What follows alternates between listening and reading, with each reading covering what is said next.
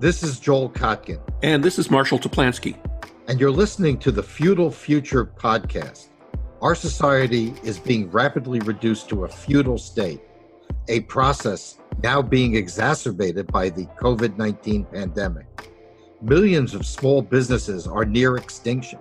Millions more are losing their jobs, and many others will be stuck in the status of propertyless serfs. The big winners have been the expert class of the clerisy, and most of all, the tech oligarchs, who benefit as people rely more on algorithms than human relationships. With this, around the world, the middle class is becoming more squeezed than ever, and it's having profound economic, social, and spiritual implications.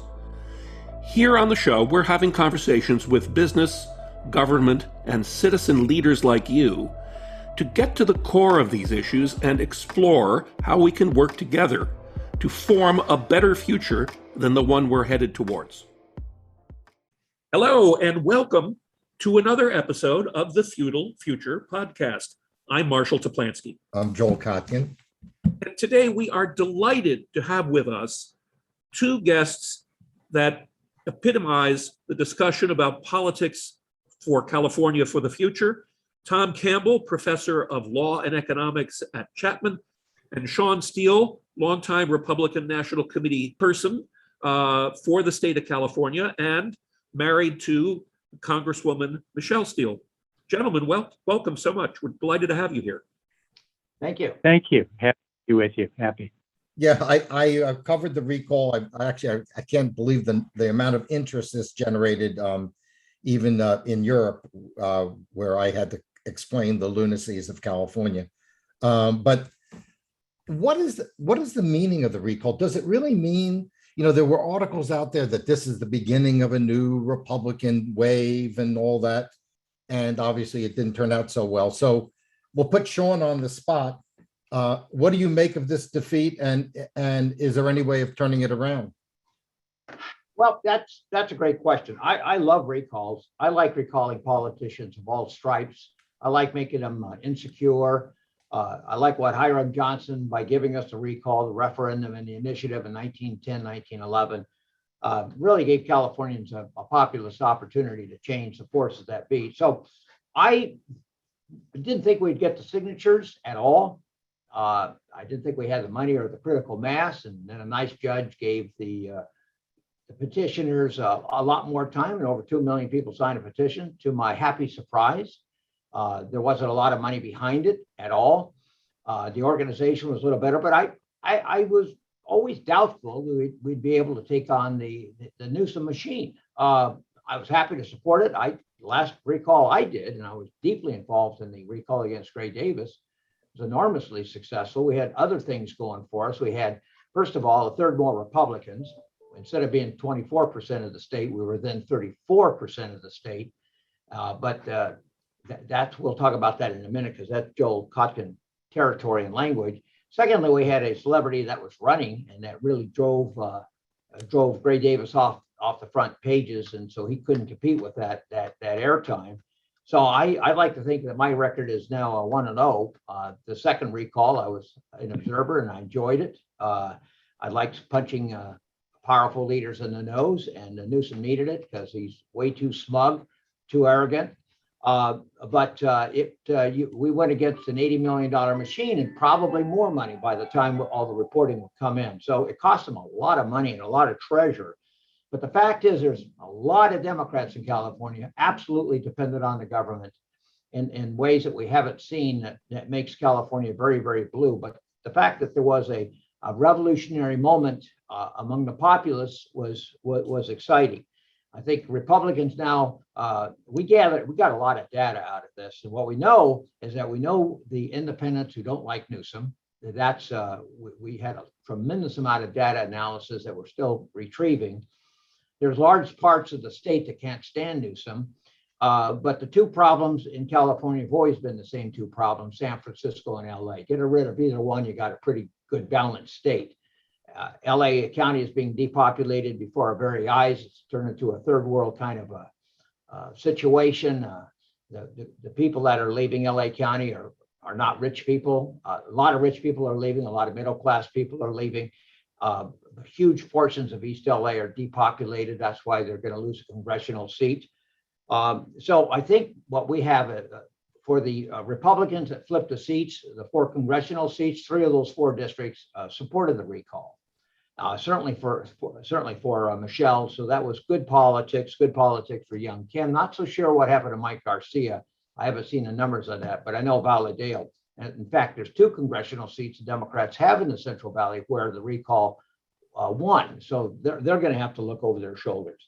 So it's too big of an issue to ignore. But I have the belief system, and I think Tom knows this. He's been in as many political campaigns as I have been, and I wish you were still a congressman, Tom, and still teaching. Thank you. Do both at once. I think you can do it. I think the big issue that we learned here is that you got to pick your battles carefully. California is too big to ignore. The Republican Party generally is quite interested in picking up more congressional seats in California. I think that's at play. And I think most folks recognize that the House Republicans will probably capture the House in 2022. And a lot of that's going to come in California. We keep the 4 seats and we might have opportunities in 2 or 3. So I wasn't expecting a political miracle against $80 million, $100 million against the few dollars that our side raised. Frankly, if Mother Teresa was running, she would have lost against Newsom. I honestly thoroughly believe that. Doesn't matter how decent of a person you have, you can be demonized with that kind of money. It was kind of like North Korean propaganda. It was just endless and unremitting, and it works. Well, Shawn, I'm not sure that Mother Teresa would have an entirely dystopic kind of perspective on life, that, LA is turning into a third world country. Oh, hey, there's more work for her if that's the case, right? But Tom, looking at what Shawn is talking about, and about the underlying message that the Republican Party is delivering to people, do you think that this is in tune with where, Californians are going and where the country is going for the future? Well, first of all, let me say thank you for having me on. And to Shawn, it's a pleasure to see you again and to be with you on the panel. And Mother Teresa is right over my shoulder. So look, you commented before we got on the air about the map of Africa, but those are the 2 I have on this wall, Mother Teresa and Africa. So if I need to invoke her as authority at any point, I do not expect any objection or anybody to claim higher authority. So the state of California is more centrist than the recall election showed, and more centrist than the President Biden, President Trump election showed. I base that on the outcome of the initiatives last time. The state went strongly against the effort to allow the government to judge us on the basis of our race, which what I call the far left was anxious to do, to repeal Prop 209. And that went down by, a 14 or maybe 16-point margin. I forget, but it was huge. The effort to establish greater rent control was defeated. Again, a very liberal effort, and it was rejected. The effort to amend Prop 13 so that you would eliminate the only thing California has going for it when you're trying to appeal to businesses to locate here. And I was finance director at one point in my career under Governor Schwarzenegger. And it was a hard sell to tell companies to stay here or to come here. But the one winning argument we had was, once you pour concrete here, you don't have to worry that your real estate tax will go up. And you do have to worry about that in Texas. The Texas Railroad Commission decides that, and every other place that's taking business away from us. So those are very strong indicators that the state is really quite much more, well, very, very much in the center. So why do we have the outcome that we do?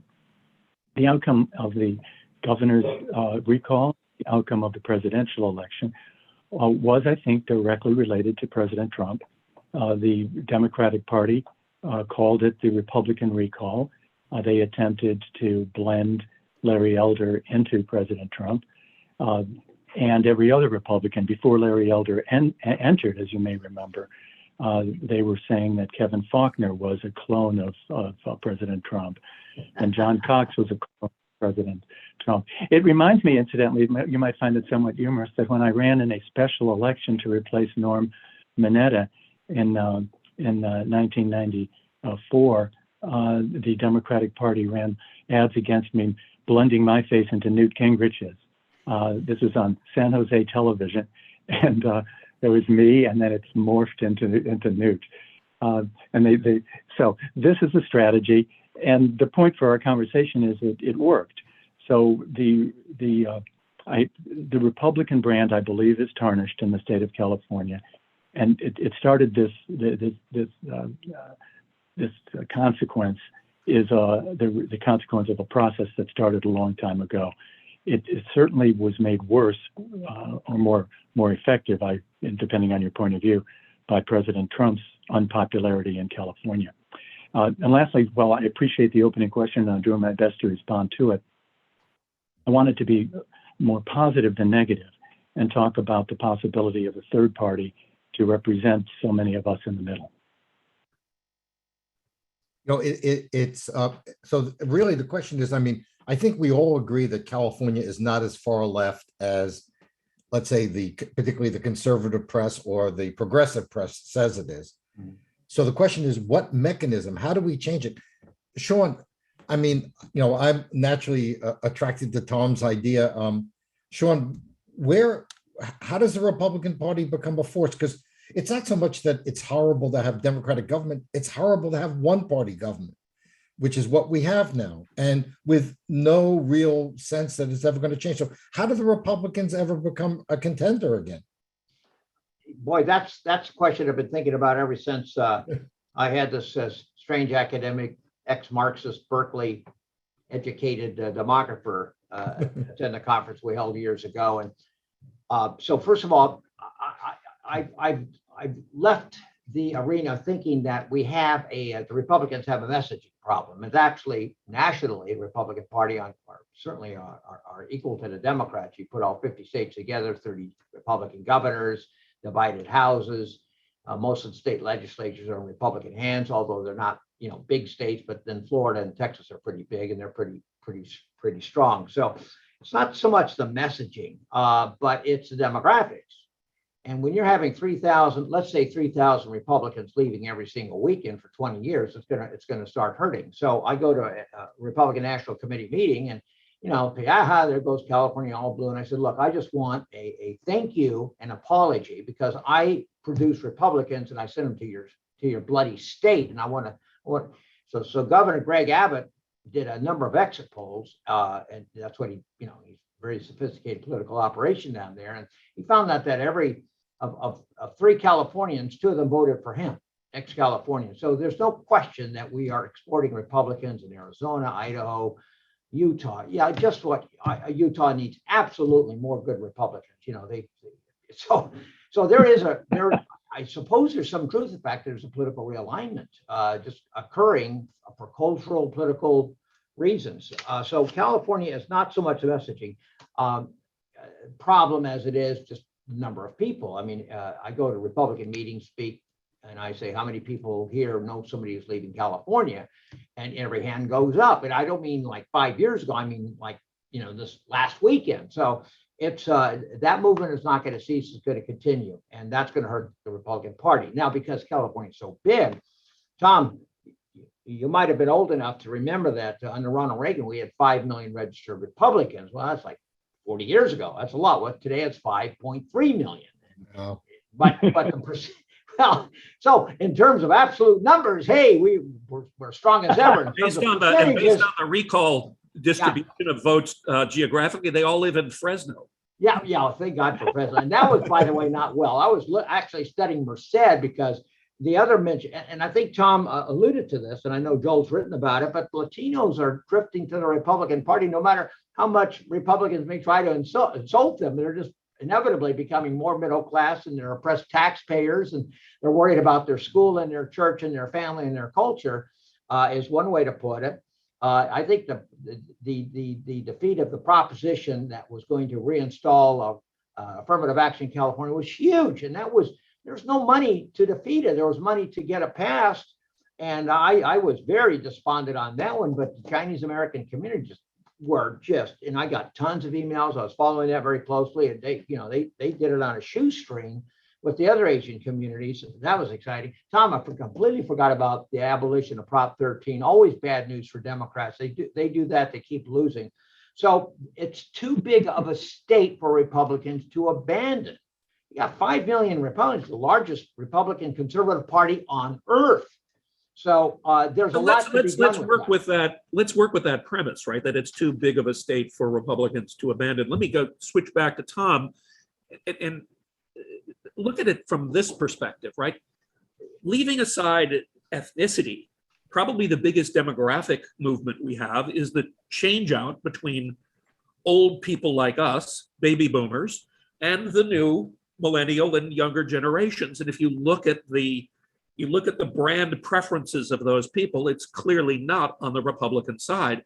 So from a brand image perspective, Tom, what is really required to be able to create viability among Republicans in this particular group, among this particular group? I think the answer is that you create viability around a party that rewards independent thinking. And it may be that Shawn does not know this, and maybe you do, and you're simply being polite and eliding over the fact that I left the Republican Party when President Trump was nominated. And I've been trying to create a new party. I call it the Party for the Rest of Us. And that's what I think the demographic, as you will, the younger people would find attractive. What I find is off-putting in the present structure of the Democratic Party is worth a little attention, because I spoke earlier about the Republican Party. The Democratic Party is increasingly controlled by the public employee unions, whether it's the teachers union or the prison guards union, and they do bad things for the finances of our state. They make the younger generation pay for retirement pensions for the older generation, for the state employees. And it's in the context of that party leadership that I think you're going to see the attractiveness of a third party, a new party. I think that the label that the Republican Party has is irredeemable, at least in my prospective lifetime. If I achieve the years of Mother Teresa, it'll probably still be true. So what can we offer the folks who say, I want to think for myself? And here's a couple of illustrations. So the Democrats in Washington are offering us universal preschool, family medical leave, increase in the minimum wage, various forms of gun control. And God help the Democrat who says that he or she is concerned about immigration by folks who are breaking our laws to come here, and that maybe a wall might be part of the answer. I'm not saying the wall is the answer. I'm saying the wall might be part of the answer. Certainly, President Biden is not showing a great degree of success with his answers. So the Democratic Party comes along with a far left answer. And what I might say is, and this is where people might not be happy in the Republican Party, but more in a centrist party, let's take care of the people who are making a low wage. But instead of putting the burden on the employer who offers them a job, which happens when you increase minimum wage, let's increase the earned income tax credit. That way you help the person who's working. You don't put the penalty on the employer, and all of us pay for it. I think the new voters are interested in saying, let's pay for what we spend. You can't continue to borrow because it's going to affect me, and me being the 18, 19-year-old who's just coming to vote. So, and here I don't think the Republican Party has put a useful alternative forward, but the alternative ought to be, let's increase the earned income tax credit and pay for it by a higher marginal rate on the upper income levels. You know, I could never win a Republican primary if I said that, but I'm not going to suggest spending without telling you where the money comes from. That's what I mean by coming to the middle. Or another approach, yes, I think preschool is essential, but why do we pay for it for those parents who are capable of paying for it for themselves? I cannot give you an answer from the Democratic side. The answer is yes, it has to be paid for by the government for everybody, a new entitlement. No, let's pay for it for those who can't afford it. That's being sensible. That's being fiscally responsible and socially moderate. So those are some of the areas in the middle that I think might attract these voters who are turned off by the increased orthodoxy on the far right and the far left. You know, and is there any way that Tom interesting Campbell could run for governor of California as a Republican? You know, one of the elements that you're bringing up, Tom, I think is useful to get the perspective from both of you, and that is that the opposite of entitlements really are incentives to create success. And it seems as though we're in a very finger-pointing environment that whenever anybody brings up the notion of creating incentives for people to succeed, suddenly, you know, you're a overly pampered fat cat who has no feel for the people, and vilified. So, is there some space there to create a rational argument for the Republican Party to support this kind of a thing without it appearing that they're too elitist? I'll Was answer. a question to me? Shawn? Yeah. I thought it was for Shawn. Okay. First of all, I hope this is not going to be widely publicized, but I agree with, I think, everything that Tom said. I think the Democrats are far out. There's no such thing as a moderate Democrat. There's a few. I think I met one the other day, but they're very rare. And that doesn't help. I think we're watching Nancy Pelosi just at the end of her string this week in Washington, D.C. She just can't seem to get the votes together. She may surprise us. She surprised me so many times before. And I think Tom makes a very reasonable case that I think most Republicans would adopt, frankly. You're talking about, you know, we're not interested in having draconian gun controls. That's a losing issue for the public. We all want to have healthy people, but not government mandated health care, free schooling. Yeah, for those that need it. That comes to the big center point for Republicans across the country that's actually working in dozens and dozens of states, school choice. That's huge. That's growing bigger and better. I just flew into Miami a few weeks ago, and signs everywhere. And so it seems to be work. Crime is going to be it's a back issue. The old quiet issue in the 1980s, 1990s is back. Crime is a big deal in everybody's daily life. Just ask Barbara Boxer. She can't even walk in Union Square, and she gets attacked. Lost her cell phone.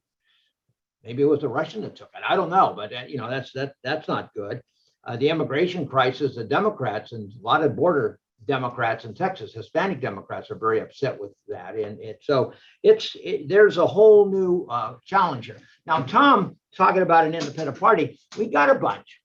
The Apes, my favorite group, American Independent Party, they're still on the ballot and full of mischief. The Greens, I think they're still on the ballot. I think Peace and Freedom was scuttled years ago, and of course you got the Libertarian Party, and I'm going to unmask Tom here. I don't think he'd be too offended. I think Tom is pretty much of a libertarian. I'm an explicit small L libertarian. I was in the Libertarian Party for 14 years, and that's what I offer the Republican Party. Larry Elder, who was really demonized as the face of white supremacy in California, which was one of the great bombastic statements of all time. He's very libertarian. In fact, was at a Republican convention that I brought a registration for him 20 years ago and had a sign in front of everybody. He left the Libertarian Party and joined the Republicans. I think Republicans always do well with younger people with libertarian messages. Basically, live and let live. Let's not try to control your lives. Let's have a minimal amount of government influence over your life, and basically be tolerant of others. And I think that's a universal smart message. And Republicans that are, you know, absolutely wanting to control somebody else's body and somebody else's mind, and you know, fall into the fatal trap that a lot of progressives are, that they just want to impose their values on somebody else. So so my goal for Michelle, for her reelection, for example, for Republicans, you can't win on Republicans alone. We are forced look to the independent voter, and independents are not the same. So we have to go through the mechanics of identifying independents who are not, I call them NPPs. Nowadays, they don't engage in any political party. Some are far left, some are far right, some are, left the Republican Party because it was soft or it was too Trumpian. Some left the Democrat Party, same type of reason. Some just don't care, don't understand, are aloof from politics. And so the mission of smart politicians, unless you're an overwhelmingly Democrat, sees us to find out and discover and engage with the independent voter. You don't do that and you're in the wrong business. It's not enough turning out the base. This business is about turning out the base, and the nonsense about voter fraud is an excuse for a lot of conservative Republicans to commit what I call electoral suicide. I call it they're talking about, everything's fraud. That means you don't have to vote. You don't have to do anything. You just give up and, start cleaning your guns up in the hills. And that's nonsense. That's the kind of stuff that is guaranteed to lose elections. So it's hard work. There's a lot of independents in California. I mean, half the people are more than half the people are Republican and independents. Republicans don't need to win half the independents, but they need to get a good number of them on your team. And if you can't appeal to independents, you're not going to be a viable candidate almost anywhere in California. Let me jump in if I may. So why we need a common sense party, and I wanted to put forward the name of the party and invite anybody who's listening to take a look at our website, cacommonsense.org, CA for California, commonsense.org. The party for the rest of us, the party for those who are turned off by orthodoxy. A good way of putting it is I'm pro-choice in schools, and I'm pro-choice in a woman's control over her own reproductive rights. Well, I'd never win a Republican primary being pro-choice on a woman's right, and I'd never win a Democratic primary saying anything good about choice in schools. And it's true for a dozen issues. I mentioned the wall before. No Democrat, despite the fact that Chuck Schumer and Barack Obama as senators and Hillary Clinton as senators voted for the wall. No Democrat can be elected now who even says it's part of the solution. And it isn't the solution, it's part of the solution. So what we need is a party which will say, we support individuals who think for themselves. Now, the Libertarian Party has a very clear platform, and they also have a rule that they will not support anybody who isn't a libertarian. Well, I'm sorry, I'd be more than willing. The Common Sense Party is more than willing to support a business sensible, fiscally responsible, socially moderate Democrat. And if she or he is in a runoff in a D versus D district, and the Democratic Party of California puts all of their money and support behind the union-backed candidate, well, the Common Sense Party can do what parties are allowed to do under California law, and that is give substantially more than an individual can. And the Libertarian Party won't. And the American Independent Party is the relic of George Wallace. I think Shawn knows this. It was created by George Wallace to run for president. George Wallace, who defended segregation now, segregation forever. And they are not in the slightest attempting to appeal to people in the middle. And the Greens and the Peace and Freedom have their own leftist agenda. So what we're trying to do is to say, if you are a socially moderate Republican who can't get the support of the Republican Party because you believe in a woman's right to choose, and you're in an R versus R district in the top two primary, the Republican Party will help the one who's closest to the national party's views, and we will help the one who isn't. And then lastly, it's with the top two primary, the prospect for a third party makes has tremendously better chance than it does in the old system. In the old system, everybody ran. From November, you'd have your Democrat, Republican, and Libertarian, Peace and Freedom, AIP, Green, and so forth. And then the Democrat would win or the Republican would win. But now, if you pick off 2 or 3, maybe 4 or 5 assembly districts where the incumbent Democrat is retiring, and where the registration is 45% or less, you might be able to get a common sense party candidate or an independent who's not running with any party into the finals. If you do, the common sense party then exists to help that person. And if we were able to shift even as few as 3 or 4 members of the Assembly or the State Senate into this middle area, they would be the fulcrum that would I'm convinced, drive the majority party, the monopoly party, towards more reasonable center solutions, such as I began with. So maybe the most important thing I have to say is the common sense party is the vehicle for the voters who don't feel comfortable in the 2 polar parties. And lastly, let me just put the statistic out there. Shawn correctly observed that there are more in the group called Republican and other than there are in the Democratic Party. Democratic Party has 46.5%, so 53.5 is greater than 46.5. However, the Republicans are at 24, the no party preference are at 23.2, and just a few months ago, the no party preference was at 27.5, and the Republicans are at 24. So we are the second party. And the only question is, how long are you going to hold out hope that the Republican Party is going to be this vehicle, and pardon me, but unrealistically hoped for by reasonable Republicans to move to the middle? I'd rather go for the reasonable Democrats and the reasonable Republicans who are turned off by the extremes and make common sense out of that. Joel, you're muted. In the time that we have, I see this as a national issue, not as just a California issue. I mean, if California could develop a moderate third party, I think it would be a signal to the rest of the country. I just want to relate a little bit of what I'm seeing in Texas, and it relates also to some things that both Shawn and Tom mentioned. I had dinner with arguably the most important Republican fundraiser in Texas last week. It has. I'm not involved. I'm like Tom. I'm a former Democrat. I'm now an independent. What they're concerned about is this abortion law. That this is exactly a symptom of the same thing. This absolutely outrageous bill, which I think you guys are both lawyers. I assume it will get tossed out at some point.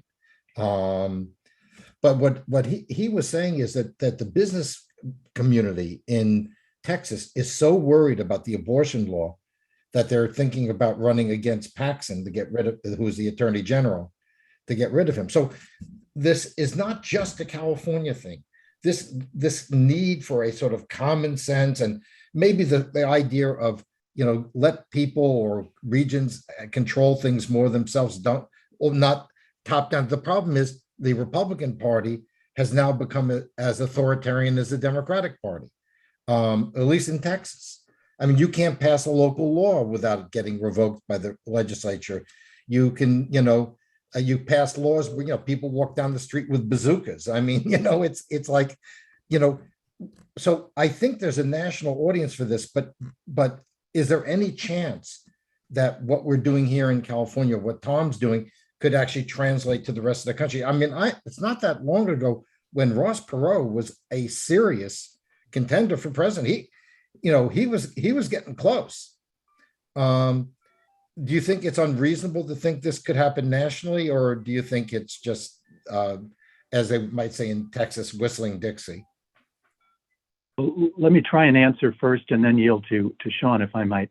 The top 2 primary really makes it possible in California, and there's only a couple of other states that have it. Alaska, Louisiana, to the best of my knowledge. I could be wrong, of course, but it's only a few. And without the top 2, Joel, it's awfully hard to get around the reality that I described. Come November, with a D and an R on the ballot, it's going to be a D or an R who wins.